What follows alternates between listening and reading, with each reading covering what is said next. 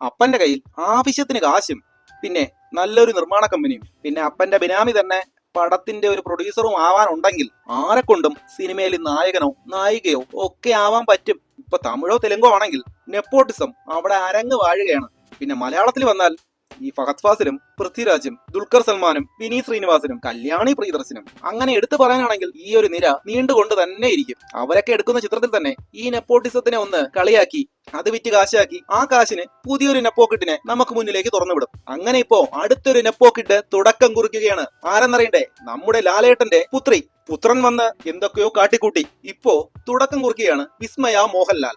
സംവിധാനം Jude Antony Joseph. സംവിധായകനൊക്കെ അത്രത്തോളം പരാജയം മണത്തിട്ടില്ലാത്ത സംവിധായകനൊക്കെയാണ്. എന്നിരുന്നാലും ഒരു നെപ്പോക്കിഡിനെ വീണ്ടും നമ്മുടെ ഒരു ഇൻഡസ്ട്രിയിലേക്ക് ഇടുന്നതിന് കാശുള്ളവൻ എന്തും ആവാമല്ലോ. നല്ലൊരു സംവിധായകനും നല്ലൊരു പ്രൊഡ്യൂസറും അപ്പന്റെ കയ്യിലെ ആവശ്യത്തിൽ കൂടുതലുള്ള കാശും ഉണ്ടെങ്കിൽ ആർക്കും നായികയാവാം.